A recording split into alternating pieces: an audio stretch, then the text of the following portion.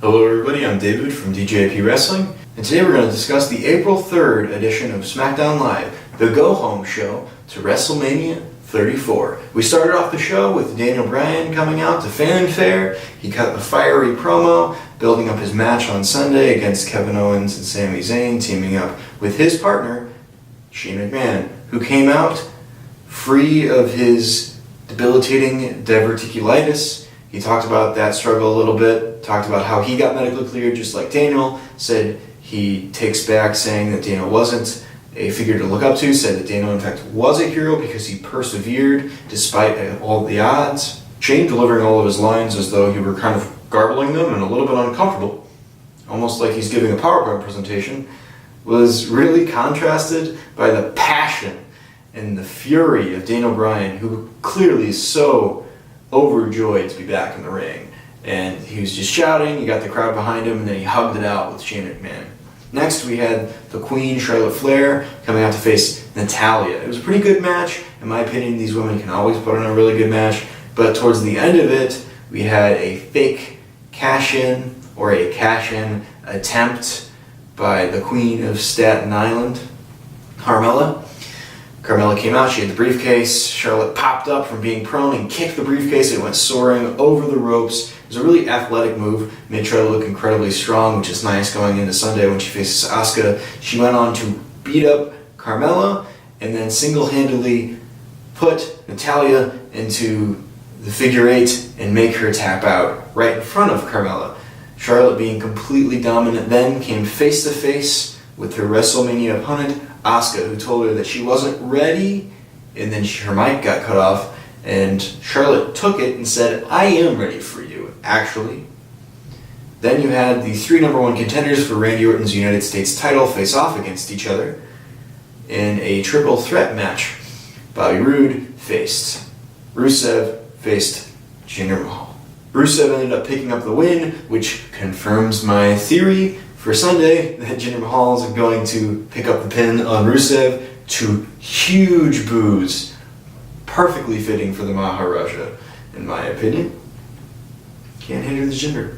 Randy Orton came out in the middle of a scuffle at the end of the match, somewhat in protection of Bobby Roode, sort of doing his face thing, going on a tear, and ultimately getting a huge RKO on Aiden English. Throughout the night, you got messages from both AJ Styles and Shinsuke Nakamura backstage. I thought these promo packages were done pretty well. It showed how thin the substance of the feud is. It really is just about who is the better wrestler. The only storyline that's there is that AJ is emotional and Shinsuke is cool and calculating. It's actually kind of cool to see this old school type build though, where they really do just want to figure out who's the tougher man, who's the better wrestler.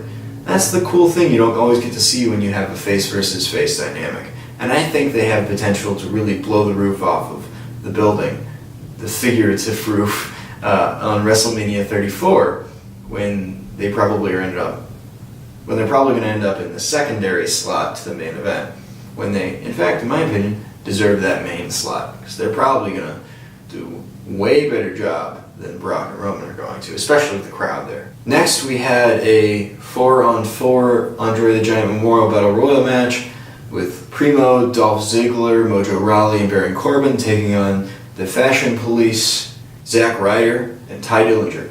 Baron Corbin picked up the win, saying he was going to be a two-time winner of the Andre the Giant Memorial Battle Royal. We had a backstage segment between the New Day and the Usos, hyping up their match this Sunday together against the Bludgeon Brothers. In my opinion, the Usos look pretty dominant here, and they always have really strong mic skills. Next, Shelton Benjamin and Chad Gable had a pre-packaged video performance where they called out Shinsuke Nakamura and AJ Styles, saying they were going to dismantle them. Then we cut to the announce table where, really coolly, Kevin Owens and Sami Zayn came up.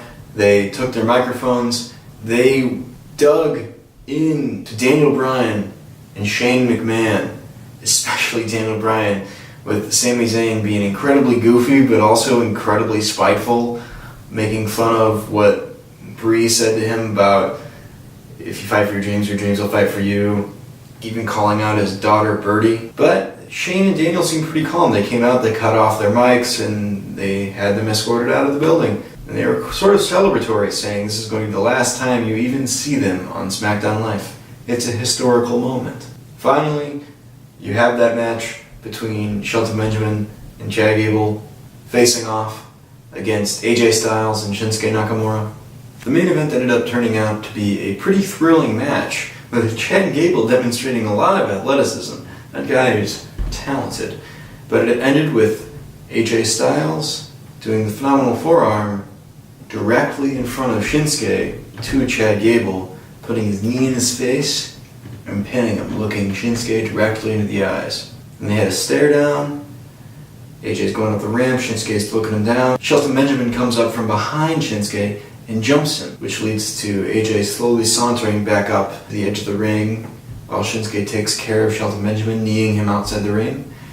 As soon as Shinsuke turns around, AJ jumps on the ropes, goes for the flying forearm, and fakes him out, just like last week. My favorite thing all night. That was so good. That was so good. I guess maybe second to when they had the long, Shinsuke flinches. AJ's laughing at him, then all of a sudden, exaggerated pat on the head. That weird thing that Shinsuke did last week turned out to be incredibly important to the story leading into this match on Sunday. I personally was giddy. I really enjoyed it. It made SmackDown a really good night for me. I was a huge fan, and just like Raw, in my opinion, it built strongly for WrestleMania. I'm excited. Hopefully you guys are too. I'll talk to you next time. It's been David. Hope you have a great week.